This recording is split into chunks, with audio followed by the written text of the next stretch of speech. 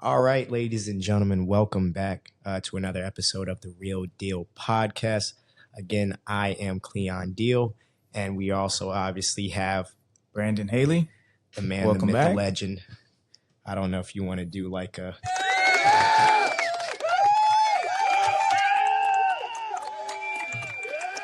All right, that's a little excessive. There we go. Great. All right, so today, ladies and gentlemen, with it obviously coming into the next season, fall to the winter season, it's a big thing for seasonal depression. So one of the things that we wanted to touch on that we felt like was important is anxiety and depression, how we deal with those things that we've gone through and things of that nature. So let's just kind of, obviously, first and foremost, we're not medical professionals.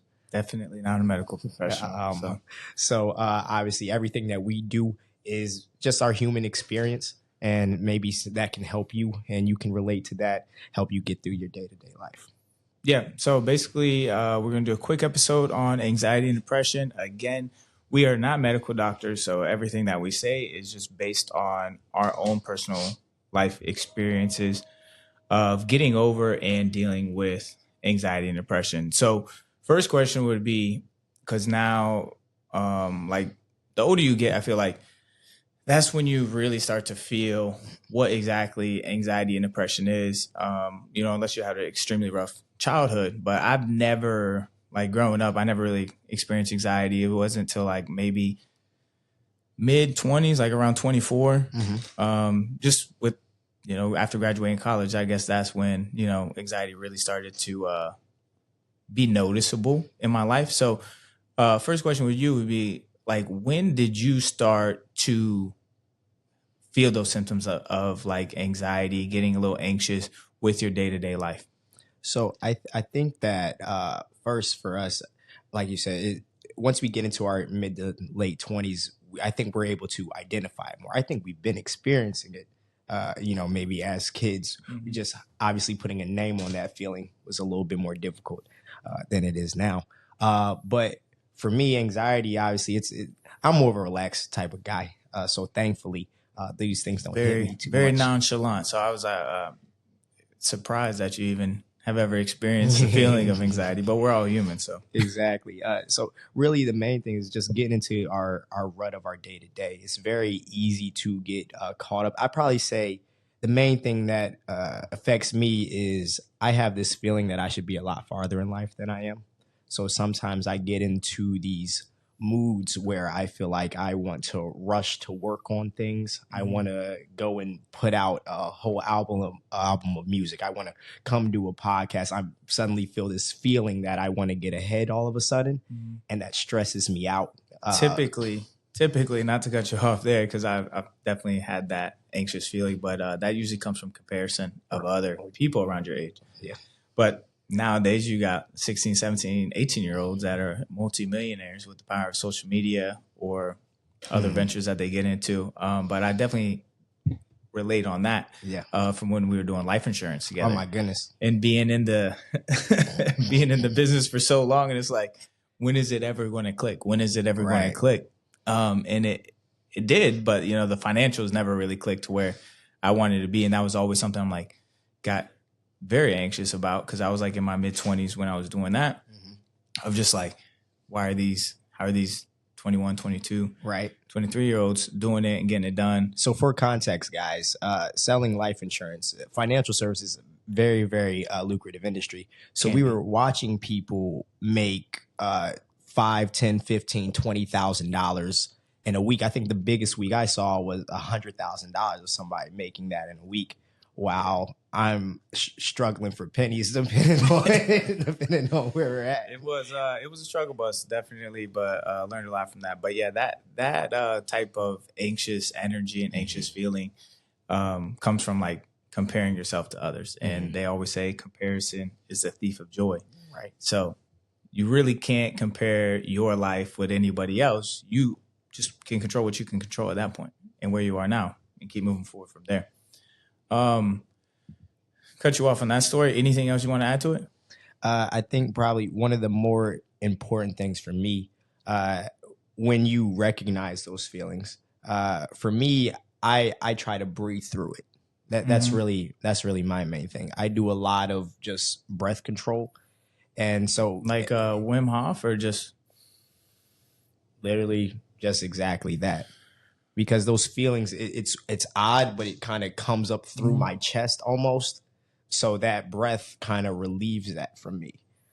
So I try not to hang on for it for too long. That's why I've noticed a few grays kind of popping out in my beard a little bit, and so whenever I feel these, I can't relate. I really can't relate on that one. Well, lucky you, huh? So that's what I catch myself doing when I start to kind of get those little, it's like little flare ups every now and then. Because obviously, in general, I'm a relaxed guy, but working day to day, obviously, I'm working, multiple Every jobs, day, yeah. dealing with multiple things, multiple people. So every now and then, just need to take a deep breath and step back. Do you find yourself doing that just like whenever the anxious feeling comes up, like you get a tightness in your chest, you're like, let me just step away, or somebody is arguing with you or something like that, and then you're like, all right, you start to get a little anxious, you just let me step away now and do it? Or do you have like a daily consistent practice of meditation to do that, or is it just something that you do when it comes up? So usually for me, really before bed, it's a thing to kind of soothe me and ease me into it. But I will say, I think daily things that I do to adjust to that is I wake up with a feeling just of gratitude, right? Mhm. So gratitude on a day-to-day kind of helps ease angst. I agree. Because to be both anxious and thankful, there's not really much of a space for that in the same capacity. So starting my days off thankful, listening to some sort of devotion or some sort of sermon on a day-to-day, I think on a daily basis helps ease that. Obviously, we're human, so it's going to happen from day to day, but making sure that you have pouring into yourself on a daily basis to help kind of ease those things out. So I definitely agree with you on that. What are some sermons or other podcasts that you listen to for like your daily devotion that help you kind of set the tone for your day? So I'm usually doing preachers. So the Mike Todd, Stephen Furtick. Those are some of the best. Right? Yeah, those are my favorites. Stephen Furtick and Michael Todd are two great pastors to listen to for sure. Very contemporary. TD Jakes, if you're old school. TD Jakes, love him. Yeah, being raised in a Church of God in Christ home, TD Jakes was kind of the guy. So him, and then obviously his daughter does a lot of things. So kind of in that realm, Pastor Robert Madu as well. He's at Stephen Furtick's church, Elevation. No, he has his own thing. So his Social own thing. Dallas is Oh, his okay. thing. I've seen him. Yeah, he's been there. Okay, yeah, I've seen. He's probably guest preacher there, so that makes sense. So yeah, those are the main things I listen to Monday through Friday. Basically, that's just kind of my routine. Monday, Tuesday, depending on who it is. That's what I go through on a weekly basis. And how do you think? I mean, because I don't believe like we can prevent anxiety or prevent like depression from really hitting somebody. If you have like a happy-go-lucky personality, which people do, like that's awesome. We need more of those people around. So like bring that positive light and joy into other people, because you never really know what they're going through. But I do think that there are ways that we can proactively limit it from affecting our lives. Correct. So you're talking about like pouring into yourself. What are some other ways that you pour into yourself to help you proactively deal with anxiety and depression? Right. So on the positive side, just staying active, working out every single day. So at the very least, I'm going for a run every day. So even if I don't go to the gym, I'm at least getting outside. I'm running, push-ups, whatever it is, just sweating. That's one of the ways that keeps me relaxed. I have a really low resting heart rate, by the way. I don't know if you noticed. I probably level around like 40 beats per minute, which is good. My Apple Watch thinks I'm dead sometimes. Yeah. That's just kind of how it works. But that's what I do on a day-to-day basis. On a positive thing, those are kind of the main things for me. How do you, on a daily basis, what do you do? Well, there's a lot of things you can do.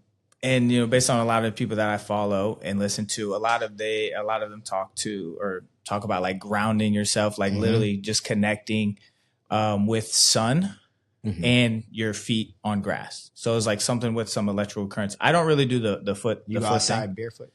No, I don't really do that. I really should. I hear a lot of good things about it, But in my own like personal practices, I do meditate every day.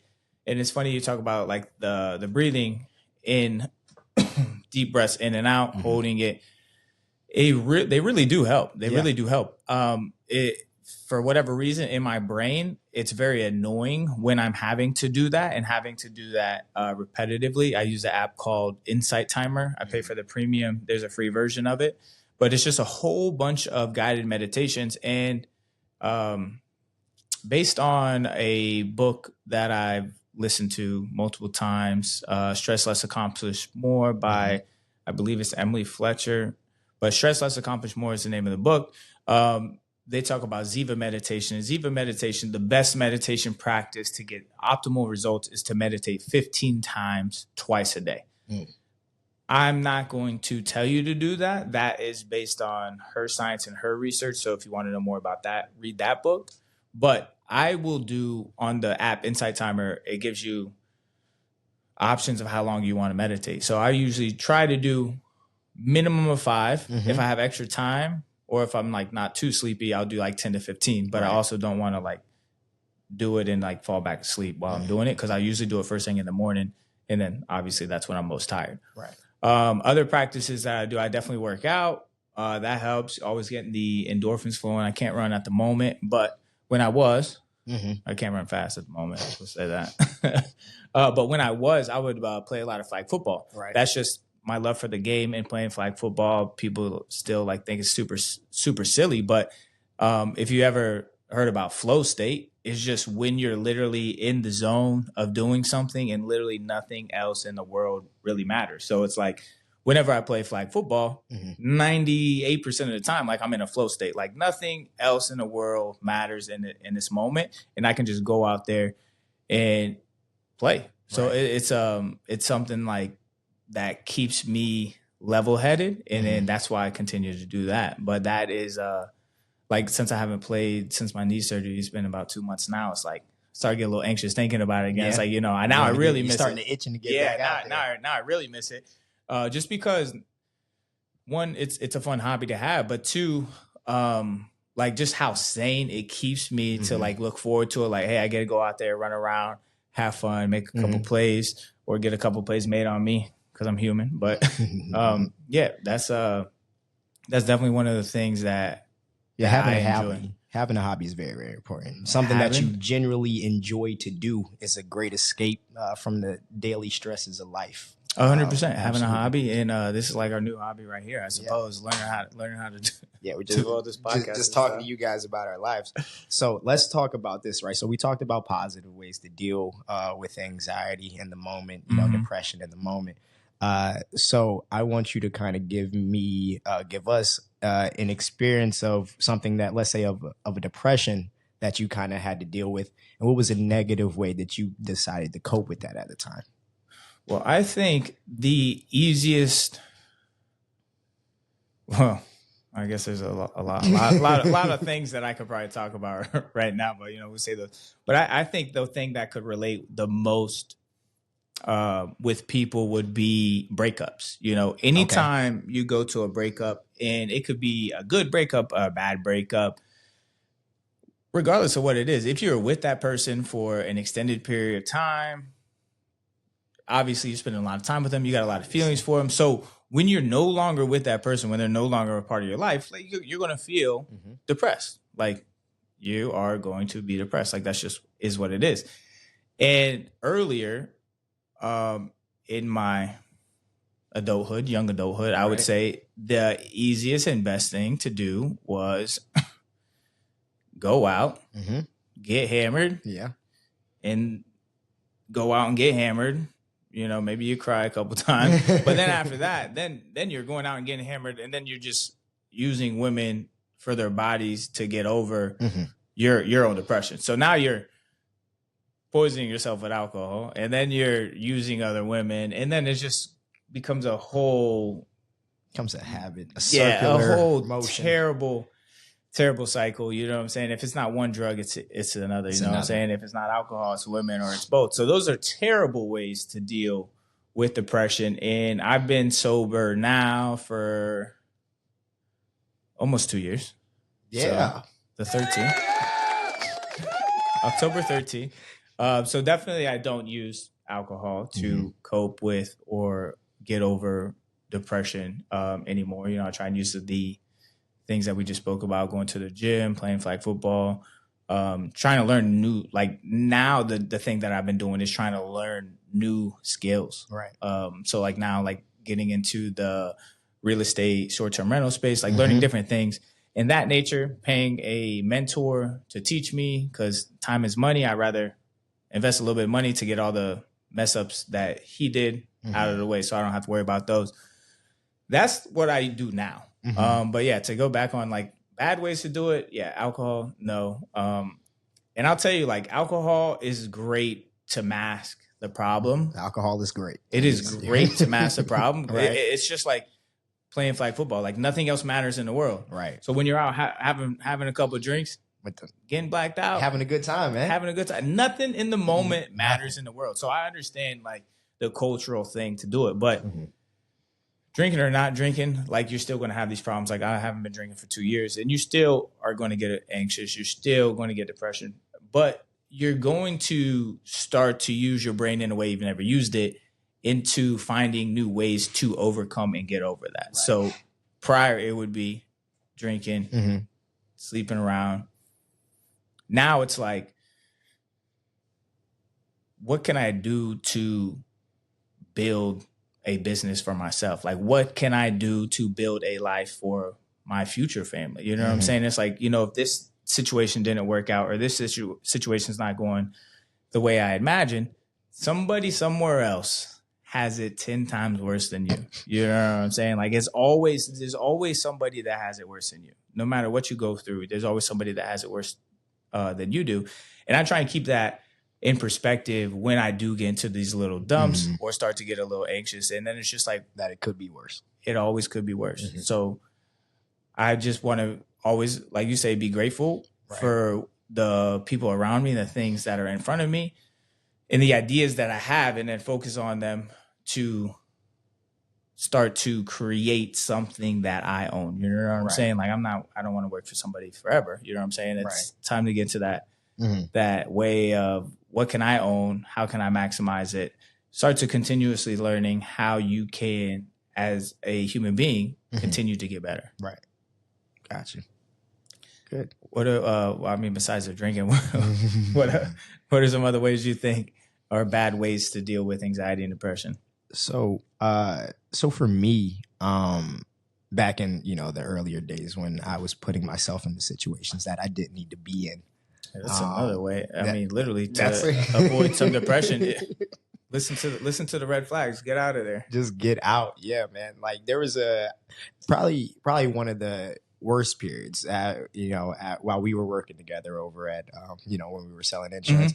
After that whole period of dealing with that young lady who shall remain nameless here, there was a aftermath, because the way my body works and the way my brain works, and I don't know if anybody else can kind of relate to this, is that I have this bad habit of when I'm going through it, I don't really feel it. I don't really notice it. It doesn't really register with me. But once everything is over and the dust settles, then everything kind of hits at once. Oh, yeah.